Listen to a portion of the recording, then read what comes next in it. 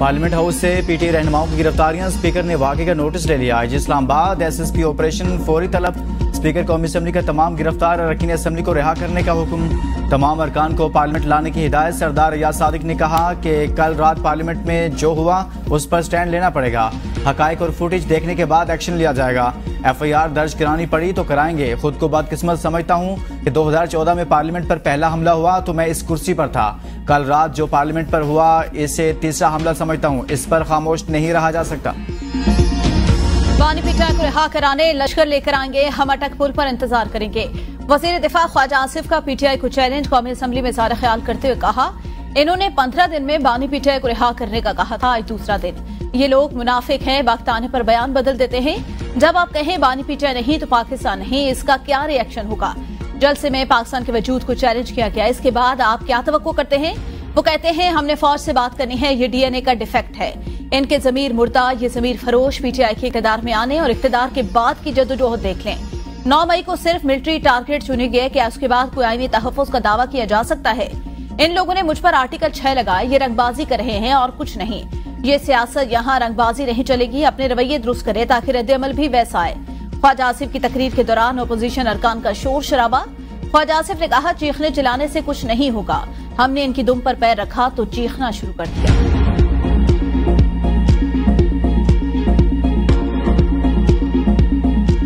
मई में जो गलत हुआ वो गलत था, लेकिन कल रात जो हुआ है वो पाकिस्तान की जमहूरियत का 9 मई था।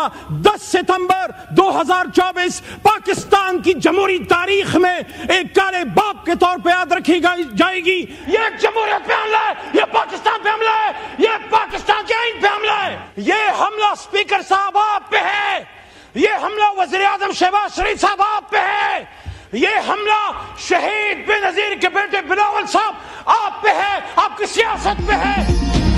कल पाकिस्तानी जमहूरियत का 9 मई था जिसे स्याबाब के तौर पर याद रखा जाएगा। पीटीआई रहनुमा अली मोहम्मद खान का कौमी असम्बली में इज़हार ख्याल, कहा हमारे रहनुमाओं को पार्लियामेंट हाउस, मस्जिद और हुजरे से उठाया गया, हम अपना मुकदमा लड़ रहे हैं। आज मेरा मुकदमा जमहूरियत का है, कल रात जो हुआ पार्लियामान के साथ हुआ है। स्पीकर साहब हम इसराइल में नहीं पाकिस्तान में हैं। 9 मई में जो गलत था वो गलत था, कल की रात जो हुआ वो पाकिस्तान की जमहूरियत में हमेशा याद रखा जाएगा। कौन थे वो नकाबपोश लोग जो ऐवान में घुस गए और यहाँ से हमारे लोगों को उठा कर ले गए? ये जमहूरियत, पाकिस्तान और आइन पर हमला है। जहां जहां से ये हुक्म आया है, अगर आर्टिकल 6 लगाना है तो इन पर लगाएं। ये हमला स्पीकर साहब आप पर है। अली मोहम्मद खान चीखने के बजाय बानी पीटीआई को समझाते तो ये हालात ना होते। आप गिरफ्तारियों पर वावेला क्यों? 2018 में हम भी चीख कर कहते थे ये काम न करें। विफाकी वज़ीर आला तनवीर का बाद में इज़हार ख्याल, कहा हम कहते थे पार्लियामेंट पर हमले, पीटीवी पर हमले, सिविल नाफरमानी की बातें ना करें। कभी बांग्लादेश, कभी कहां की मिसालें दी जाती हैं। जलसे में होने वाली तकरीरों की किसी ने मजम्मत की? एक शख्स ने 2 असम्बलियां तहलील की, किसी को जमहूरियत याद आई? महमूद खान अचकजई आंधा की आइन की बालादस्ती की बात करते हैं। 2 असम्बलियां तोड़कर पार्लियामेंट का वकार किसने पामाल किया? क्या उस वक्त पार्लियामेंट का वकार नहीं था? इन लोगों को जमहूरियत का नाम लेते हुए शर्म आनी चाहिए। साहबजादा हामिद रजा कौमी असम्बली पहुंच गए। ऐवान में इज़हार ख्याल करते हुए कहा कि 3:16 पर 5 से 6 गाड़ियां पार्लियामेंट हाउस में दाखिल हुई। नकाबपोश पार्लियामेंट के कमरों में बैठे हुए थे। पार्लियामेंट की लाइट्स बंद करके टीमें बनाई गई। ग्राउंड फ्लोर से 4थे फ्लोर था, एक कमरा चेक किया गया। हमने हमेशा अखलाकियात को मद्देनजर रखा। मैं अपने साथियों के लिए यहाँ पर आया था, मुझ पर कोई एफआईआर नहीं। बानी पीटीआई का इत्तेहादी हूँ और रहूंगा। पीपल्स पार्टी के रुकन कौमी असम्बली नवीद कमर की पार्लियामेंट में गिरफ्तारियों पर तनकीद। स्पीकर से तहकीकात के बाद संजीदा एक्शन लेने का मुतालबा, कहा पार्लियामेंट में घुसकर अरकान असम्बली को गिरफ्तार करने के बाद बाकी क्या रह गया? क्या यहाँ हाउस में आकर आपको गिरफ्तार करेंगे? ये शुरुआत है, यहाँ इज्जत तो क्या मुस्तकबिल नजर नहीं आ रहा। रेड लाइन क्रॉस मत करने दें। पार्लियामेंट पर कहीं से भी हमला हो, हमें मुत्तहिद होना चाहिए।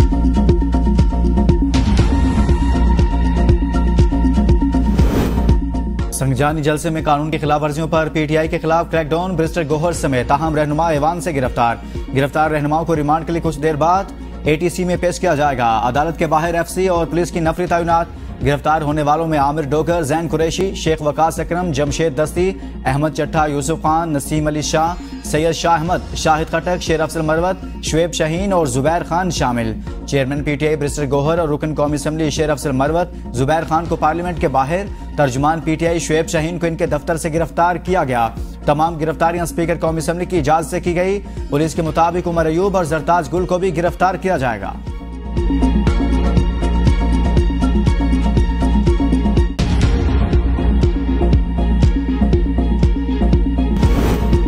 जजेस की तादाद बढ़ाने का बिल कौमी असम्बली में पेश। दानियाल चौधरी ने अदालत उज़्मा जजों की तादाद तरमीमी बिल 2024 पेश किया। वफाकी वज़ीर इत्तलात अताउल्लाह तारड़ ने कहा कि इस तरह का बिल सेनेट में आ चुका है, जो कमेटी को रेफर हुआ है, ये बिल भी कमेटी को रेफर कर दिया जाए। बिल मुतलका कायमा कमेटी के सुपुर्द कर दिया गया। नादरा की तकर्री कलअदम करार देने का फैसला मुअत्तल। लाहौर हाईकोर्ट ने चेयरमैन नादरा को ओहदे पर बहाल कर दिया। Chairman NADRA lieutenant general Munir अफसर को ओहदे से हटाने के खिलाफ इंट्रा कोर्ट अपील पर समाअत। जस्टिस चौधरी इकबाल ने रिमार्क किए, दरख्वास्त में कौन सा नोटिफिकेशन चैलेंज हुआ था। सरकारी वकील ने बताया, दरख्वास्त में निगरान हुकूमत का चेयरमैन नादरा की तकर्री का नोटिफिकेशन चैलेंज हुआ था। दरख्वास्त गुजार की दरख्वास्त सिर्फ निगरान हुकूमत के नोटिफिकेशन की हद तक महदूद रही।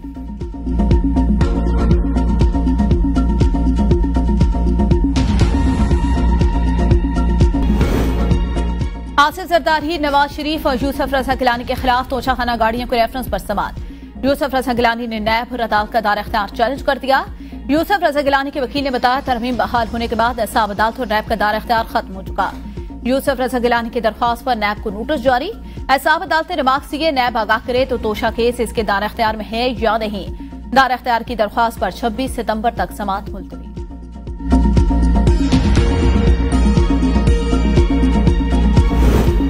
जाली हुकूमत जितनी भी फसायत करे डट कर मुकाबला करेंगे। मुशीर इत्तलात खैबर पख्तूनख्वा बैरिस्टर सैफ का ऐलान। कहा, जाली हुकूमत की फसायत पीटीआई रहनुमाओं और कारकुनों को मजीद तकवीयत बख्शती है। कल रात जाली हुकूमत ने जमहूरियत का जनाजा बड़ी धूमधाम से निकाल दिया। इस्लामाबाद के ऐवानों में रात भर लाकानूनियत राज करती रही। पार्लियामेंट पर शब खून मारकर बेतुकीरी की गई। पार्लियामेंट से मौजूद अरकान को उठाते रहे, जबकि स्पीकर हाथों पर हाथ रखकर तमाशा देखते रहे। कल जो हुआ वो कभी बदतरीन डिक्टेटरशिप में भी नहीं हुआ।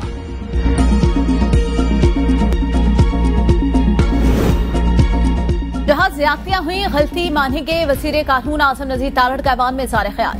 कहा, जहर बेचेंगे तो निगलने वाले फूल भी जहरीले होंगे। इस तरह नजरियात और गुफ्तगू करने से रिएक्शन आएंगे। ये ऐवान का मसला है, इस पर कोई पीछे नहीं होगा। कानून और आइन के पास सारी होनी चाहिए। स्पीकर चेंबर में दोस्तों को बुलवाएं, हल करने की तरफ जाते हैं।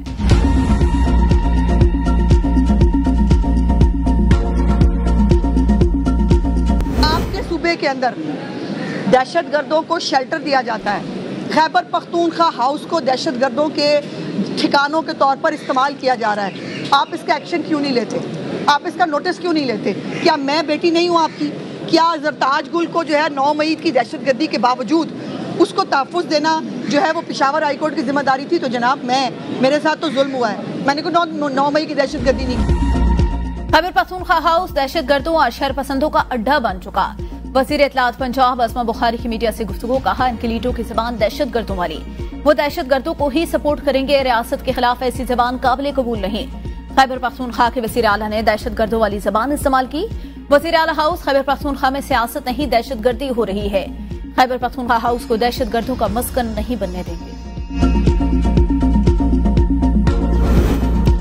पीटीआई पार्लिमानी पार्टी का हंगामी इजलास में बानी पीटीआई की रिहाई और आइंदा के लाहे अमल पर तबादला ख्याल। इजलास में पीटीआई रहनुमाओं और अरकान की गिरफ्तारी पर तफसीली गुफ्तगू। खैबर पख्तूनख्वा असम्बली का हंगामी इजलास भी कुछ देर बाद होगा। वफाकी हुकूमत की जानिब से पीटीआई के रहनुमाओं की पकड़ धकड़ एजेंडे का हिस्सा। पीटीआई के रहनुमाओं की गिरफ्तारी के खिलाफ करारदाद भी पेश किए जाने का इम्कान। ऐवान का हंगामी इजलास स्पीकर असम्बली बाबर सलीम सवाती ने तलब किया। एलामिया जारी।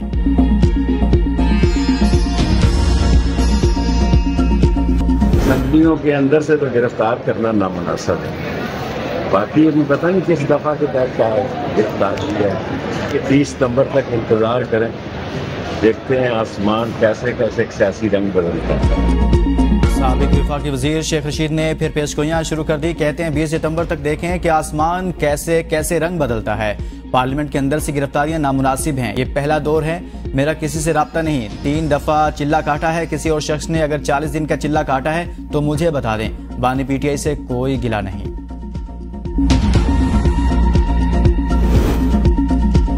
खाना 2 केस, बानी पीटीआई और बुशरा बीबी को तलबी का नोटिस जारी।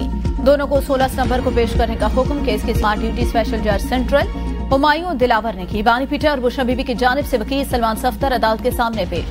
आपने कुछ कहना है? अदालत का इस्तफसार मुझे आपके पास भेजा गया, कुछ कहना चाहूंगा। वकील का जवाब। अदालत में जज हुमायूं दिलावर ने रिमार्क्स में कहा, मुझे दिलचस्पी नहीं केस में, सेंट्रल जज सेंट्रल 1 का केस है। लाहौर हाईकोर्ट में मुनशियात के मुकदमे की समाअत। अदालत ने सीसीपीओ से कल अमलदरामद रिपोर्ट तलब कर ली। चीफ जस्टिस आली नीलम का सीसीपीओ लाहौर पर सख्त इजहार बरहमी। रिमार्क्स में कहा, अदालती हुक्म के बावजूद पुलिस एहलकार बतौर गवाह बयानात कलमबंद नहीं करवा रहे। बयानात कलमबंद न कराने पर पुलिस एहलकारों की तनख्वाहें बंद नहीं की गई। सीसीपीओ साहब, आप देख रहे हैं क्या हो रहा है। सीसीपीओ की माजरत। कहा, आइंदा ऐसा नहीं होगा। अदालत ने रिमार्क्स में कहा, क्यों ना डीआईजी ऑपरेशंस के खिलाफ कार्रवाई की जाए।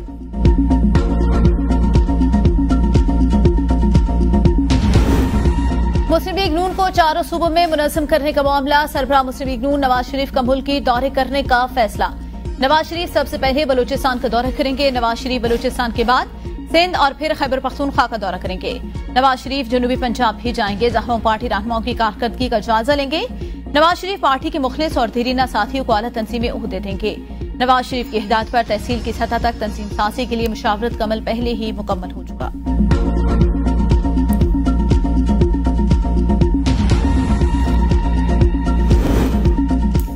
पैसे नहीं, बेटा चाहिए। बेटे के बगैर 5 लाख रुपए में सारी जिंदगी कैसे गुजारी जा सकती है। सिंध हाई कोर्ट में मां की लापता बेटे की बाजियाबी की फरियाद। लापता अफराद की बाजियाबी से मुतल्लिक दरखास्तों की सिंध हाई कोर्ट में समाअत हुई। सरकारी वकील ने कहा कि JIT ने क्लिफ्टन से लापता रहीम का केस तय कर दिया।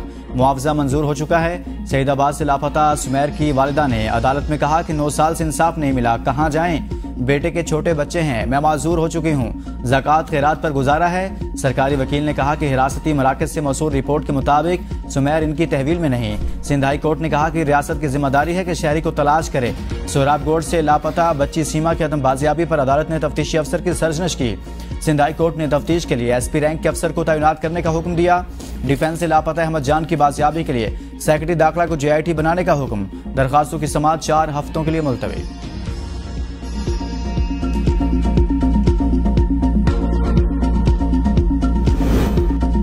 Corruption case. खैबर मानका की एंटी करप्शन अदालत से अहवाल में पेशी। खैबर मानका की पेशी से बरियत की दी जाने वाली दरख्वास्त खारिज। केस काबिल समाअत करार। मूसा मानका की अदम हाजिरी पर मेडिकल सर्टिफिकेट जमा कराया गया। मूसा मानका की काबिल जमानत वारंट गिरफ्तारी जारी। आंदा समाअत पर पेश होने का हुक्म। केस की आंदा समाअत 20 सितंबर को होगी।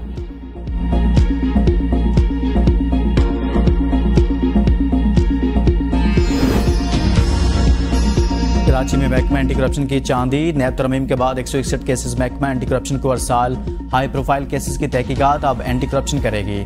KDA, मली development authority, board of revenue, महकमा ज़राअत के अफसरान के मुकदमात शामिल। महकमा एंटी करप्शन ने मुतलका महकमों से रिकॉर्ड तलब कर लिया।